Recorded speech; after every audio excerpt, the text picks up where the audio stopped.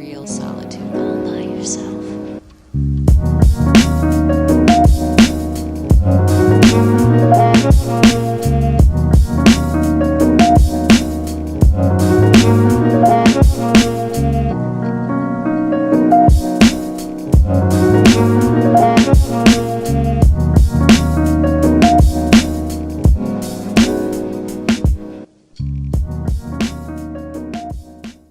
Greetings, Betheny Book Club. My name is Bethwell Tembambebe and welcome again to Betheny Books online book reviews. Today, it is an amazing day where I am not sitting alone. I am sitting with an iconic award-winning actor.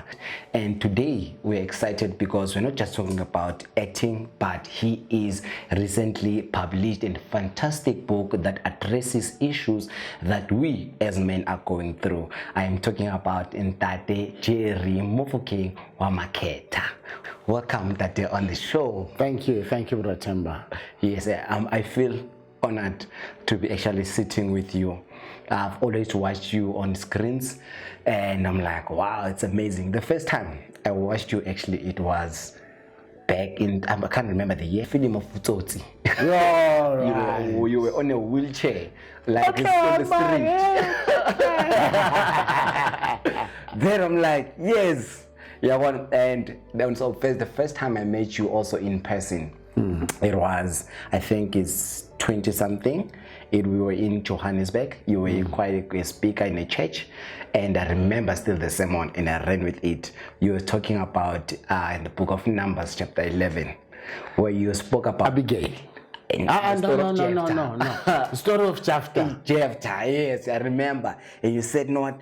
Jephthah, I still remember, you said, Jephthah was a son of a prostitute. Yes. Yes. And I was like, that was amazing, someone. And actually, it impacted me. And still today, I still remember. And it's quite encouraging to say, in life, you'll become an outcast. But if God has a purpose for you, people will always come back and running to you. Baba, illegitimate child. Victim of favoritism and family politics. Yes. Homeless, possibly gangster. God uses that man. Wow. It's amazing. It's amazing. And can you relate maybe that story maybe to any part of the book that brought us here? For starters, I was conceived by two people who were married, not to each other. Oh. My mother was born Miss Majoro. She is married and she is Mrs. Mofokeng. Okay. And then my father, Mr. Makhetha, is married to Mrs. Makhetha. And they make me. Then they make you. Illegitimate child. And yet God had a purpose. Sometimes I'm afraid to say this. When God has a purpose for your life, the circumstances of your conception have very little to do and with it. God blesses the humanly unblessable. Okay. and so here I am today. Thank God my mother didn't abort me. Yes. Jephthah from Woman of the Night. Yes. And she realizes she's pregnant. She didn't give up that child. Yeah. And she goes into marriage with that child. And all that he goes through, there are things, some of them I didn't say in the book. They are too gruesome. And I do not want people to just think, hey, Bafokeng, hey, this, hey, that, you know. Yes. And I mean, there are things I've written in the book and I got goosebumps and I got afraid. And I left my laptop. I did all sorts of other things, and the publisher is saying, deadline. but I can't touch that page. Yeah. I can't touch that page. So, yeah, there's a little jafta in me. So you couldn't touch that page because it was actually talking to you. It was sort of an introspection. Was touching too raw a nerve. You're facing things that you're not prepared to face. When are these people going to see this? Is it before or after the book launch? It is after. After? Yes. Okay. It's after the book launch. Okay. 1976, a few of my friends that I was with at Youth Alive Ministries, an interdenominational youth ministry. Oh, okay. And we were together at Students Christian Movement. We Now sang called together SCO. in a group. And we were ministering everywhere. We were leaders, opinion formers. We were in the debate team together. Yes. These guys leave the country and they leave me behind. Sure. I felt betrayed. I felt, why did they, what's wrong with me? Blah, blah, blah, blah, blah. Anyway, these guys disappear. And around, I go to study in the US. I start 1987. 1987. And around 89, okay, I find one of the guys who left the country. That side. That side. Oh. I am so excited, so excited. And then during the summer, which is May or so, he asks to come visit us. Yeah. No problem. Goes from Iowa to New York. New York. Same time, I leave New York to visit home, South Africa. South Africa. I make a mistake and I tell this man about my wife's love language. I give him all the aces. All the aces. Yeah, Baba. He knew exactly what to do, what to say, what. And he took advantage of that. Oh. And he was maneuvering his way into my wife's life. And all he wanted was to sleep with her. I stopped writing. I decided I'm going to tell that story. Yes. But when I got to that section, I thought, do I tell? Don't I tell? It was hard. Yeah. What actually makes it hard? Is it based also on the title, this thing of the pride of being a man, to say that things that people should not know, I'm protecting my manhood. Is it something around those lines? It has to do with some kind of shame. I volunteered my wife into the hands of a shark, of a vulture, unknowingly, but I did. And when you were just moving a conversation. And I guess it also has to do with me forgiving myself. Okay. For that. And getting forgiveness from my wife. Even though she has said it, it's like it comes in installments. And it's things like that are not easy to write. But if I don't write them, it's not a memoir. It's not a memoir. They're short. Yeah, short. It's the publisher says, Jerry, this is not a pamphlet. Yeah. It's not a PR exercise. It's a memoir. It is the sort of things that the newspapers, journalists will not get out of you. Yes. It is the things that are not in Google. In Google, yeah. It is things that some of your parents and your brothers and sisters have died with, but you know them. Open the envelope. Yes. Yeah. Just to move just on the book quickly, there is a part that says at the age of 58, by chance, you got an opportunity to meet your father. Please take us through an experience before you having to meet your father. No. What was? Yeah. I got to know about who my father was. Okay. That's 10 December 2014, at the age of 58.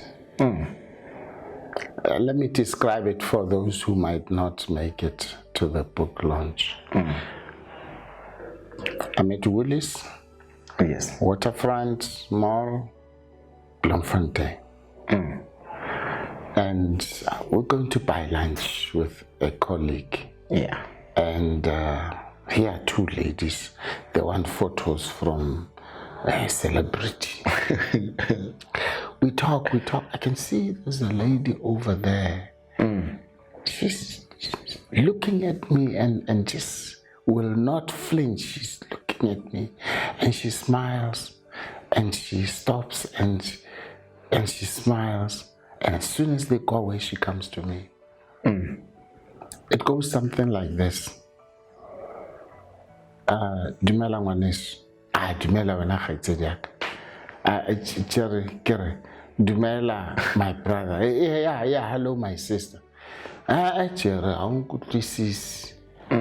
I'm saying you're my brother. I say, yeah, you're my sister. Yeah, because you take it from that point of I'm a celebrity, I'm meeting somebody.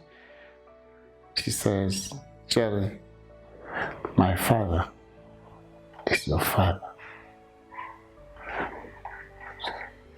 Dizzy for a bit. Do you know Ntate Daniel Makhetha?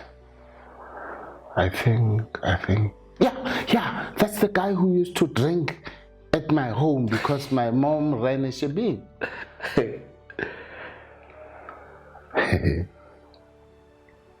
Rotem, that is your father. Oh. Did you hear me? Yeah. That is your father. Oh, no, I made a mistake. I shouldn't have. What did I think I was doing? I say, no, man. You didn't do a mistake. I've been praying about this. Okay.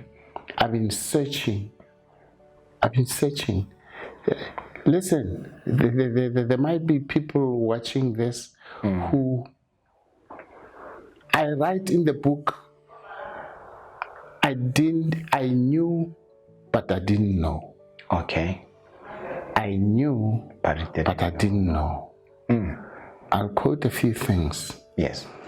Little baby, it's in the book. Yes. My mom takes me to Lesotho. We get into the homestead. Baby starts crying. She can't stop the baby from crying. An old woman says, "Meh, go outside. Tell this child who we are." I told her, "Mokwena, tola wena ngwana Makhetha." Jupster. That is not superstition. Oh, it's real. It's real. That baby knew who they were. Maybe less than a year, I knew I was Makhetha. I was not Mofokeng. Then, my first play that I wrote, Who's My Father? At the age of 16, right? Yeah. Who's my father? And what inspired that? I don't know. I don't know. I think there's something. There's a voice inside. Okay. But growing up, did you know Uti Mofokeng was not really your father? You didn't know. You thought he was your biological father? Yes. Okay. Yes. But I go and say, who's my father?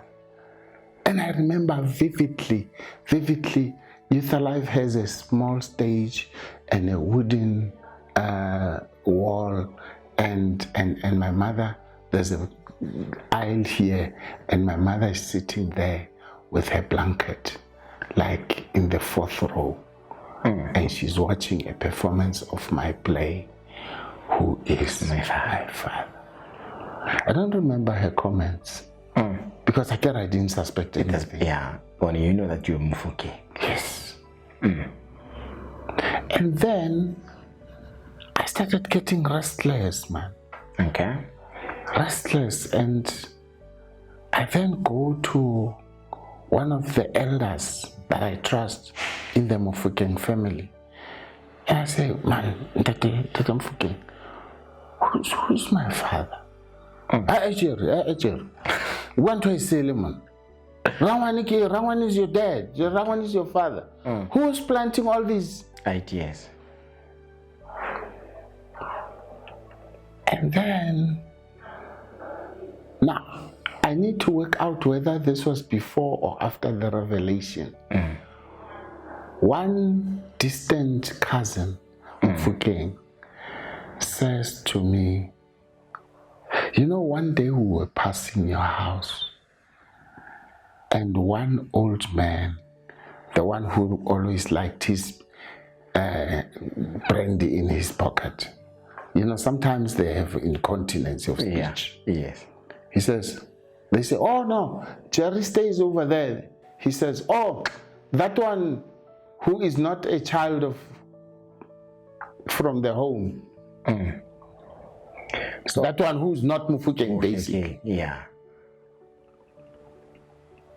So that confirmed it for me. To say no as well. But did Mofokeng have other children in the house? There were 5 of us. Did you look like them? I don't know anymore. I don't know anymore because, listen to me, I have 5 kids. Number 3 and number 5 do not look like anybody in the Mofokeng family. Okay. And I got to a point where I started suspecting my wife. I'm telling you the difficult sections of the book. I said this is the first time I reveal this.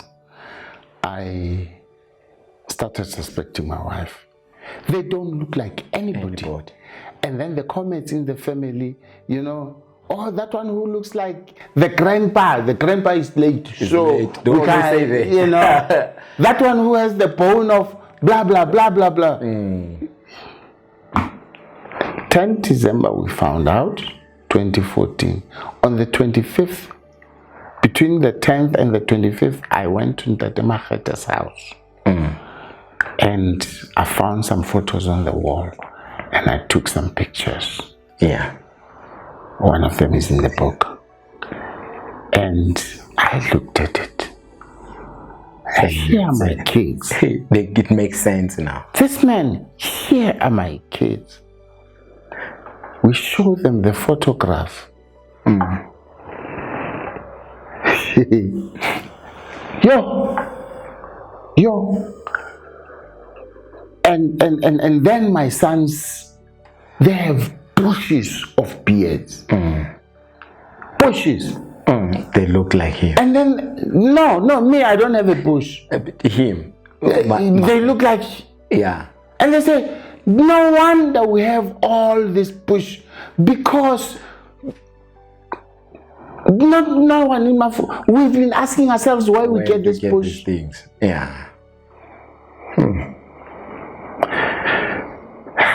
Treacherous journey. Yeah. I cried. You cried? Tim. I cried through that journey.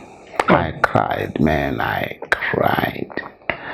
And I'm dry now. Yeah. If I had not cried enough, I'd be crying already. I cried. So you actually overcame the myth that indoda ayikhali, so a man can cry. That's nonsense. That's nonsense. Yeah. You cried out that. You cried out. Let me, I'll tell you. Yes. Soon after I found out, I'm driving on the freeway. And that one of that man who was trying to get into my wife. Yes. And I'm driving on the freeway. And just I started crying. I lost it. And I called, there's a lady who is a doctor, so a psychologist. Yes. Somebody who I was a leader of. And I called her and said, I'm coming to your house. I don't care. Tell your husband, I'm coming to your house now. Yeah. Whatever you heard, I'm coming to your house. And I got there. And I spoke.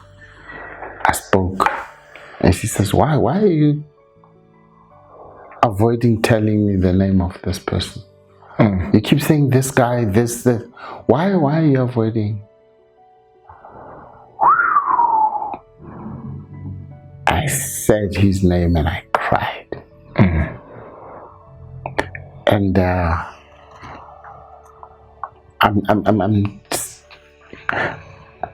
she gave me an exercise. Okay. She says, go and get a pillow that has feathers. Okay. Get involved.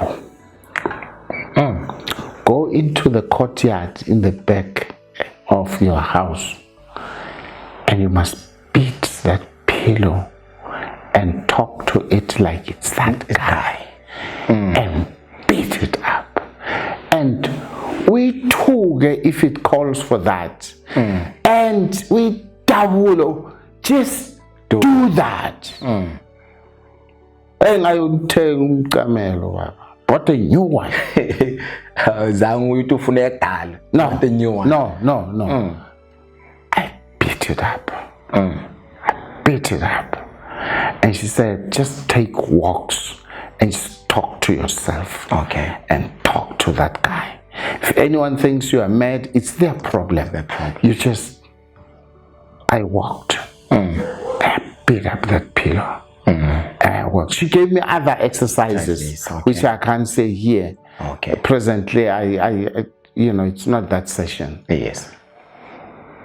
Now, Paul.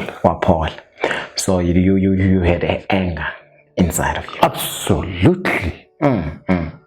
Absolutely. The bastard wants to sleep with my wife. Take advantage. It's not my fault that he went into exile and got a raw deal. Because one of the things he talks about is that there's a time he can't account for in his life. Depression and this and that. He lost his mind. And when he came back, he doesn't know how much time he lost. He tells you this story. Exile was rough. Exile was rough. But my wife is not his nurse in bed. In bed, yeah. I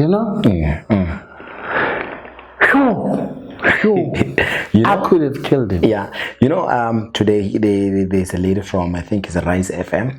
She asked me, Uti, today we have heard some news. Uti, one of the well-known celebrities, committed suicide. So she asked a question, Uti, does this book address mental issues that are for men specifically? Does it address the issues that we as men we are going through? I like the fact that you already have highlighted some myth that you have overcame. Especially, I always say, Uti, we as men, starting from a young age, we are born in a society where it already has set standard and myth of what defines a real man. What defines a real man? Others will say, Kali, a man is brave, a man is always like quiet, like in all that, which is I'm a myth. So does this book addresses those myths? Does that speak to mental issues that we as men we are facing? Not directly. here's the thing that came through between me and the publisher. This is not a workshop. This is not a lecture. Yes. It's a memoir. It's a memoir. You take out of it what relates to you. You take the principles. Exactly. Okay. It's when I think about that policeman who almost raped me. And so those who have been raped and are afraid to admit it or to deal with it because they are men, they will be able to deal with it, hopefully. Okay, so there are all these issues in there where I touch the raw nerve in my situation. Speak about the wounds. After being in New York in an Ivy League university, being a celebrity, I lose my job. And I don't know if you get to a point where you don't open your mail because you don't want to see anything that's got envelopes. Oh, I've been there. I've been there. My wife helped me. She stabilized the kids. Daddy might be edgy, might be too abrasive. This is what he's going through. Please be patient with him. Don't take it personally. It is his own wounds. Yeah. The wounded tiger. And she told me a few years later that no. I spoke with the kids and we understood. So you just said now you've lost your job, and you also mentioned as a celebrity now as well, and how we as a society, we always have our own expectations. There was a time where I think it was in December. There was this guy, he was a celebrity from Generations. Bambona pusha it through literally ama caller. You see those ones show bright in Coca-Cola callers. People were sharing this picture saying why, like they expect. So how do you handle the societal expectations and with your own life? The pressure that comes with the society. Let me just say it straight. The God in me stabilizes me to the point that I often ask, how do people without God in their lives survive? It's just how do they survive? I can go to God, I can pray, I can cry, I can, you go to church every Sunday. You never know what God is going to say to you that Sunday. And there are principles that have kept me.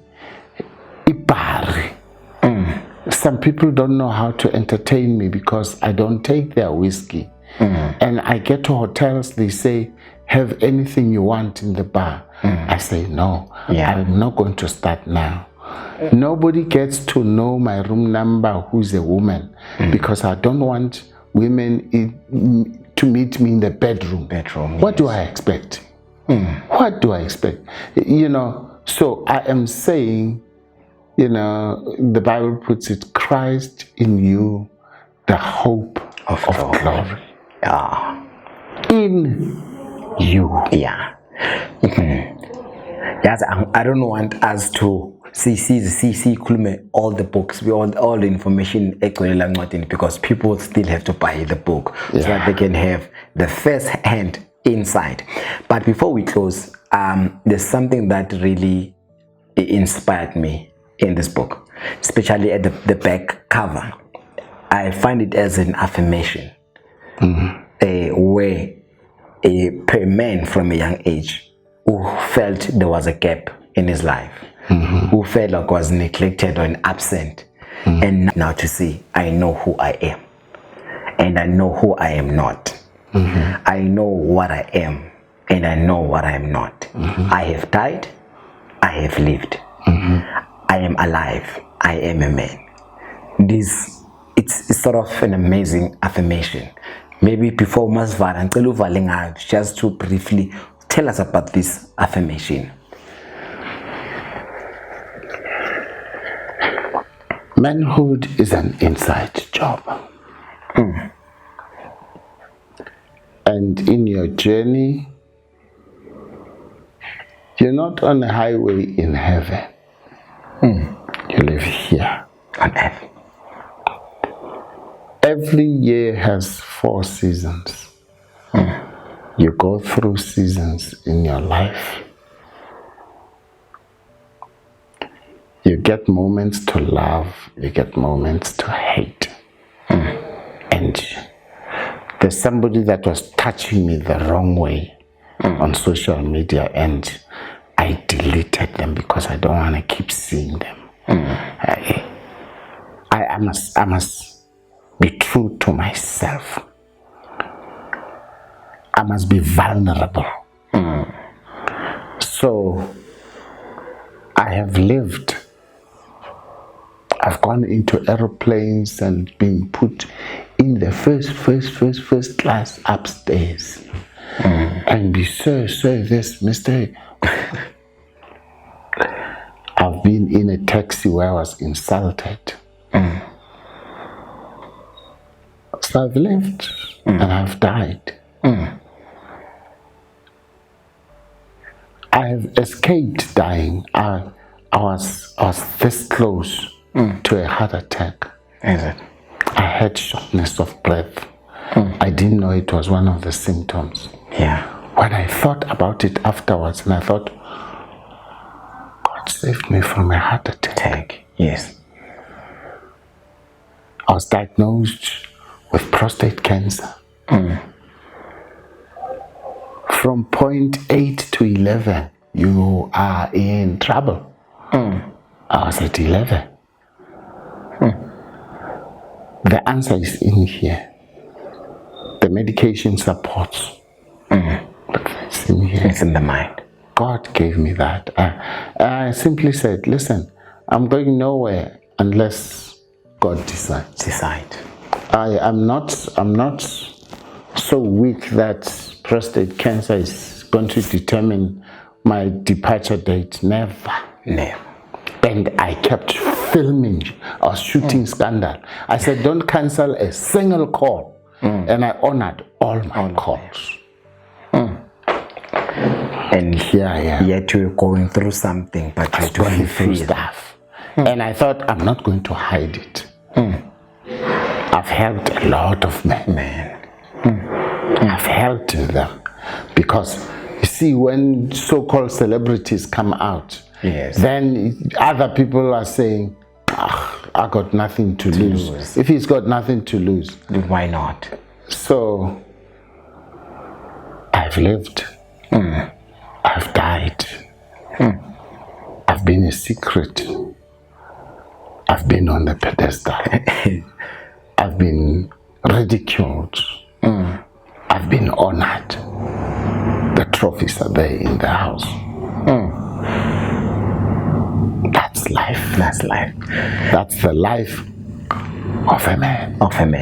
You're Angazantini, and you are still going to a book review Saturday, and I'm anticipating a lot to learn more. Some of the questions that you can prepare, it's basically to note how do we go about forgiving our fathers who did not raise us. How do we go about having a relationship with the man that did not raise you, and when you start working, he shows up and start calling and say, please help me with this and that. Yeah, so those are some of the questions that I believe I'm not a prophet, but the men who deny you, they tell you straight in your face, you're going to bury me, and you do. But let's leave it there. All right.